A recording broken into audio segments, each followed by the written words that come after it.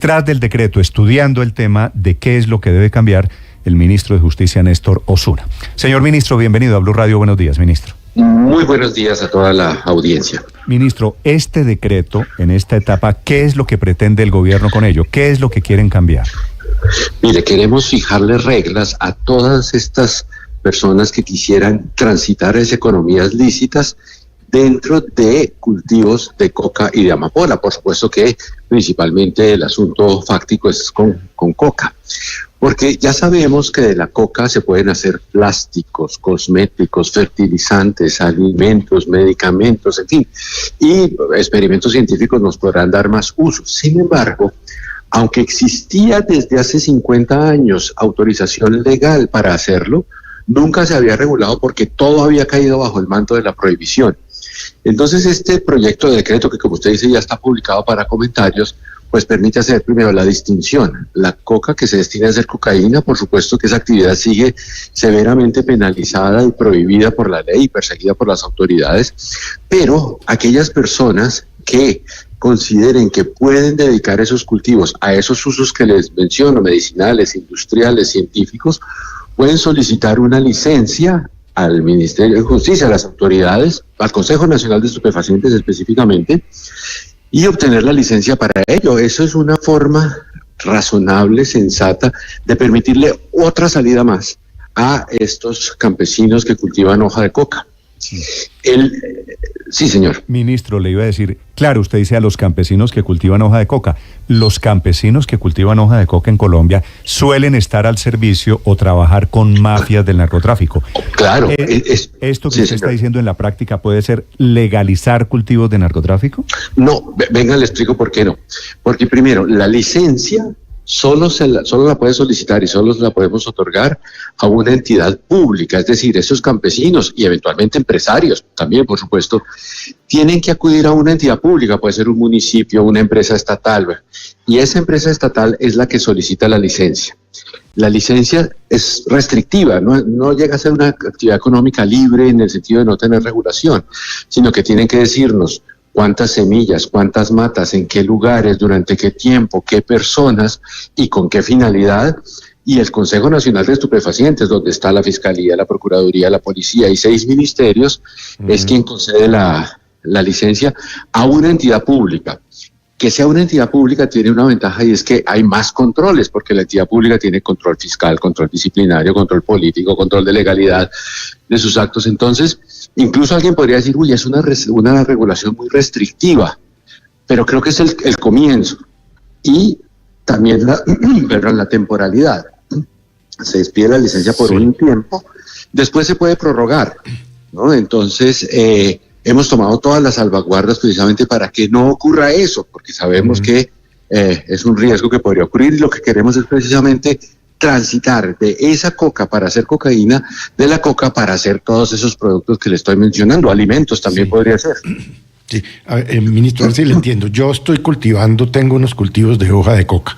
Sí. ¿Me tendría que asociar con una entidad pública para pasar a la legalidad con estos productos? Y de ser así, ¿qué entidad o qué entidades públicas y cómo se haría eso? Pues mire, sí es así. O sea, la licencia solo se la otorgamos a una entidad pública. Puede ser cualquier entidad pública de carácter municipal, departamental, nacional, puede ser una empresa del Estado, puede ser en fin, cualquier entidad pública, y entiendo que ahí hay una restricción. Usted diría, pues, si yo voy a cultivar papa, no necesito eso. Es cierto. Y si quiero seguir cultivando coca, sí necesito esa asociación. Esa restricción que veremos en la práctica, si resulta que no es operativa, pues podremos revisarla, pero tiene ese sentido de tener mucho Estado, no solamente el Consejo Nacional de Estupefacientes, sino control de otras autoridades, y también que es una entidad pública la que va a propiciar o que va a obtener la licencia de esa actividad. También quiero decirle una cosa, por supuesto que entendemos que pues el éxito de la cocaína, el maldito éxito de la cocaína es por el lucro. Entonces, pues la actividad que la va a sustituir, pues tiene que ser lucrativa. Y ahí el lucro, pues entonces habrá de repartirse entre el cocalero. Si esto requiere una inversión grande, pues seguramente habrá un empresario que pues que facilita esa inversión, y la entidad pública, que puede ser una entidad pública que simplemente lo hace porque es beneficioso para el territorio, para su comunidad. Felipe, sí, señor. Felipe le preguntaba si Felipe fuese un campesino. Yo le voy a voltear un poquito la pregunta de Felipe. Si yo soy un cartel de los de la droga que hay en Colombia, cualquiera, mexicano, cartel del el Clan del Golfo, grande o chiquito, lo que sea, ¿me podría colar a través de este decreto y legalizar la plata que yo hago con estos cultivos ilícitos? Lo veo muy difícil, porque mire, entonces usted, primero, para obtener esa licencia tiene que asociarse con una entidad pública. La entidad pública, que está sometida a tantos controles, pues seguramente va a hacer una primera revisión a ver con quién se asocia y con quién no se asocia. Luego viene la solicitud de licencia al Consejo Nacional de Estupefacientes. Ahí se va a encontrar con el fiscal general, el procurador general, el director general de la policía y 6 ministros. Y si llega, o sea, no va a ser fácil. Y si se concediera la licencia no es, bueno, siga adelante, sino es cuántas semillas, cuántas matas, por cuánto tiempo, para qué actividad, qué producción, qué personas, en qué hectáreas. Entonces, digamos que yo veo que lo que intentamos hacer es todo el andamiaje para que ese riesgo no ocurra. Sí, pero me confundo un poco, ministro, cuando usted dice cualquier entidad pública. Sí. ¿Eso qué quiere decir? ¿Qué? ¿El Ministerio de Salud, ejemplo, el INVIMA, mire, la alcaldía? Sí, pensemos lo siguiente, para un fin científico, pues sí, una universidad, el INVIMA, para un fin industrial, pues alguna de las empresas industriales o comerciales que tenemos, no se me ocurre de momento un ejemplo, digamos que fuera Ecopetrol, esto me lo estoy inventando, no es que tenga nada que ver con la realidad. Sí, pero tendrían que cambiar su objeto social. Depende, porque, por ejemplo, si es polímeros, si es para producir plásticos, pues tenemos empresas estatales que hacen biopolímeros. Si es para producir alimentos, pues tenemos empresas estatales que tienen la producción de alimentos. Pero también sí es posible que haya alguna que dice, mire, esto puede ser la solución para mi municipio, y entonces puede ser que la alcaldía cree una empresa para producir fertilizantes, qué sé yo. Sí, o sea, la cosa es abierta, pero siempre entidades públicas, y es por eso, o sea, usted piense, el gerente de esa empresa pública no se va a arriesgar a asociarse con un narco, pero de pronto el gerente de esa empresa pública sí dice, mire, si logramos que Colombia sea autosuficiente en fertilizantes, pues esto va a ser una muy buena actividad para una región, para todo el país, además va a ofrecer ganancias. Entonces puede que se anime. Sí, pero usted está dando en el punto, ministro, porque la discusión aquí es qué es más rentable, que es la palabra que usted ha utilizado aquí en varias oportunidades, y la experiencia reciente y la más clara es la del uso del cannabis. ¿Cómo van ustedes a garantizar? Porque esto en el decreto pinta muy bien, entiendo la idea del gobierno, pero ¿cómo van a garantizar ustedes que no pase, ministro, lo que ocurrió en el Cauca con los campesinos que cultivaban hoja de marihuana, que no, las matas de marihuana, que no terminen quebrados, ministro, por la falta de vías, por la falta de insumos, por la falta de apoyo estatal? Sí, bueno, mire, en cuanto la política del gobierno no es exclusivamente este decreto, somos conscientes de que una actividad económica dentro de los circuitos lícitos de la economía requiere toda la presencia del Estado, con todo lo que usted menciona, carretera, cable de internet, electricidad, agua potable, escuela, hospital, todo eso, y por eso la política la hemos focalizado en unas regiones en las que sabemos que podemos llevar, digamos, toda esa presencia estatal, me refiero a zonas cocaleras, y vamos a ir por partes, ¿no? El Putumayo y el Cauca son prioritarios en este momento para iniciar ese tránsito a economías lícitas. El Catatumbo, estamos allí actuando primero con la fuerza pública, porque para que todo esto sea cierto necesitamos, por supuesto, condiciones de seguridad garantizadas. Entonces somos conscientes de eso y ahí iremos, llevando todo el Estado y no simplemente la autorización, la licencia, que encima usted me dirá, esto es un papel, y yo sigo en las mismas. De todas maneras, recuerde que esta no es la única oferta que se le hace a los campesinos cocaleros, ¿no? Son 4 cosas: cambiar los cultivos por cultivos lícitos, cambiarse de terrenos, terrenos de la reforma agraria en los que sí sean donde sí hay ya carretera, cable, electricidad, todo eso, o cambiar la actividad de cocaleros por la de guardabosques, y esta de este proyecto de decreto es la cuarta, ¿no? Cultivar coca, pero para usos lícitos. Ministro, ¿no será que existe, digo, como riesgo la posibilidad de que pase todo lo contrario? Es decir, quienes están en los cultivos lícitos hoy, qué sé yo, quien siembra tomate, quien siembra plátano, lo que sea, cualquiera que ustedes diga, es más rentable cultivar en Colombia hoja de coca que lechuga. Entonces se van a pasar del cultivo lícito al cultivo que era ilícito, al cultivo de hoja de coca, por ejemplo. ¿No puede ser? Pues mire, en el mundo de las hipótesis uno diría, pues no sé si podría ocurrir. Ahora, si cultivar hoja de coca para hacer, por ejemplo, pinturas, resulta muy rentable, pues evidentemente el mercado irá hacia allá. Al gobierno, ¿qué le interesa? Que no sea para hacer cocaína, que no sea para hacer estupefacientes. Tenemos ya la tecnología para verificar cuándo a la hoja de coca se le ha extraído el alcaloide, y todos estos productos que les he mencionado y cuántos más que tengo en una lista ahí son después de haber extraído el alcaloide. ¿Esa lista la tiene a la mano, ministro? No a la mano, es que estoy en Barranquilla y la tengo en Bogotá, pero son 70 productos. Que es básicamente lo mismo que pasó en su momento con la marihuana.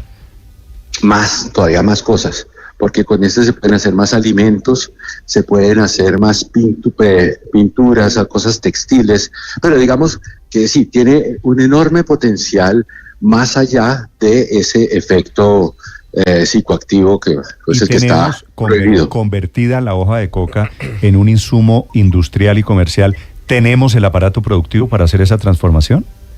Ya tenemos pilotos, por ejemplo en fertilizantes, por ejemplo en algunos alimentos, donde lo que ha habido, claro, es todas las restricciones de comercio y de producción masiva, pero sé que sí la tenemos y la podemos potenciar aún más. Sí.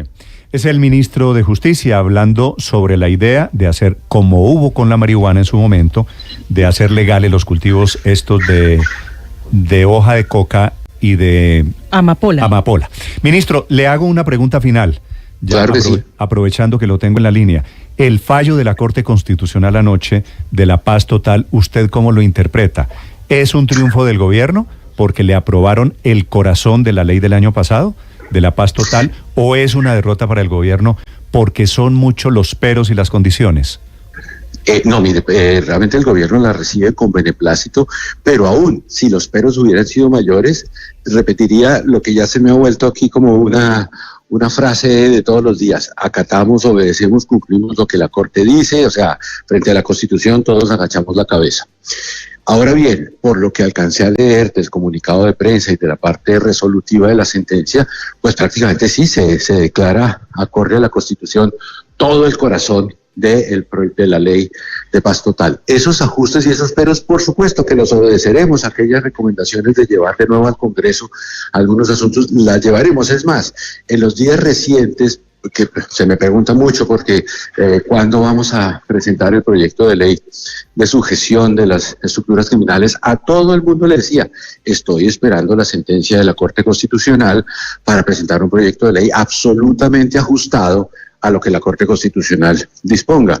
En ese sentido veo que sí, tendremos en cuenta esos ajustes, pero la idea del gobierno de ofrecerle un sometimiento pacífico a las estructuras criminales de alto impacto sigue teniendo piso constitucional y legal, y entonces esas estructuras ya lo saben, habrá una oferta que es de sometimiento, que puede tener algún beneficio penal, siempre y cuando pacíficamente se desarticulen, entreguen sus bienes, se entreguen ellos, pasen a la cárcel, o si no, pues lo que les espera es la persecución policial dura, como ha ocurrido siempre en el Estado colombiano.